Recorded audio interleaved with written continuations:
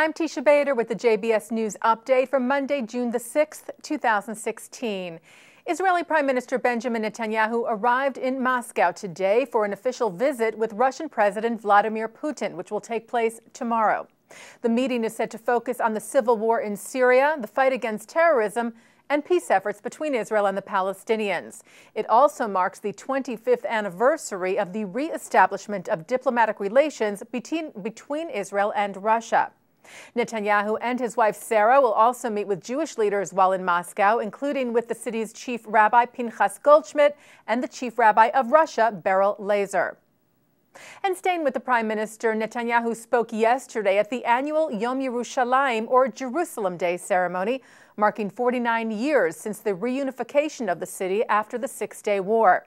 Netanyahu said that Jerusalem, quote, has its problems, but that we would never go back to a reality of a divided, wounded city.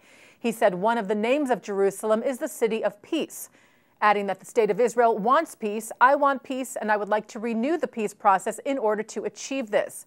Netanyahu added that this could be achieved after Israel's neighbors recognize Israel as the state of the Jewish people.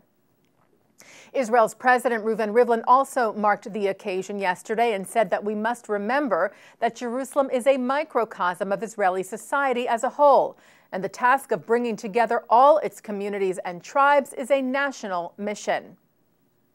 And before leaving for Moscow today, the Prime Minister met in Jerusalem with 5 young members of the American Jewish Committee to discuss a wide range of issues, part of the AJC's Global Forum, which began yesterday in Washington. The conversation was recorded and shown at the forum today. Israel's security agency, the Shin Bet, announced yesterday that it had arrested a Hamas operative from Gaza last month who has provided valuable information regarding the terror group's network of tunnels from Gaza into Israel. The 17-year-old was part of the tunnel digging program. He was arrested on May the 16th after crossing into Israel illegally. New York Governor Andrew Cuomo signed a bill into law yesterday standing up to the BDS, Boycott, Divestment, and Sanctions movement, which seeks to delegitimize the state of Israel.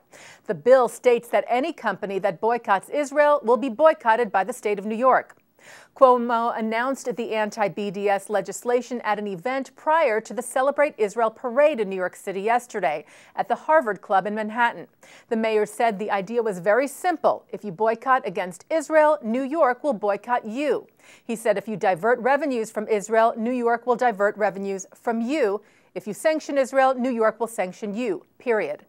Israel's ambassador to the United Nations, Danny Danon, praised the mayor, as did other Jewish leaders, including World Jewish Congress President Ronald Lauder, who said, in the face of rising anti-Israel and anti-Jewish sentiments around the world, Governor Cuomo has shown that New York supports its Jewish community and values America's friendship with the state of Israel.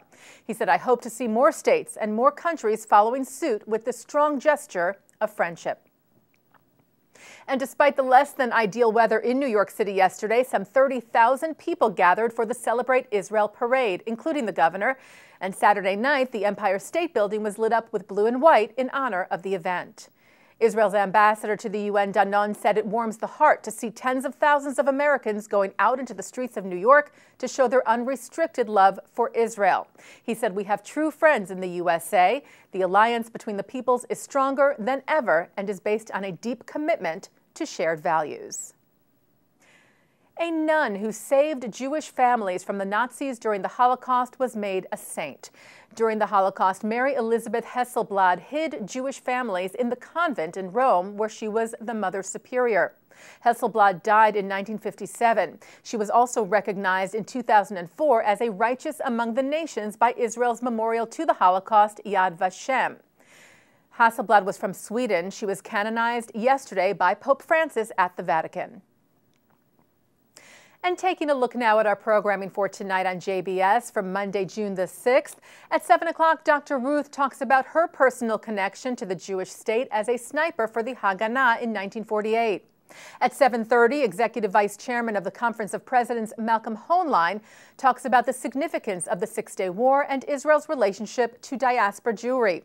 At 8 o'clock, a discussion of the history of the West Bank and suggestions for the future with Rabbi Stanley Davids, Rabbi Emeritus of Temple Emmanuel in Atlanta. taped at the JCC of Stamford, Connecticut, with James Cohen, CEO of the United Federation of Greater Stamford. And at 9, a look at the West Bank city of Ariel. At 10 o'clock, Naftali Bennett, who leads the Jewish Home Party and is also Israel's Minister of Industry, Trade, Labor, Religious Affairs, Jerusalem, and Diaspora Affairs, explains his view of the West Bank settlements and the peace process, and offers his view on Israel's social, economic, and religious challenges. And coming up right after this newscast tonight at 6:30, Nathan Gutman, who is Washington correspondent for the Jewish Forward, talks about Bernie Sanders choosing anti-Israel individuals for the Democratic Platform Committee and analyzes the controversy over Avigdor Lieberman's becoming Israel's new Minister of Defense on tonight's In the News with Mark Golub. And that's the JBS News Update for Monday, June the 6th, 2016. I'm Teisha Bader.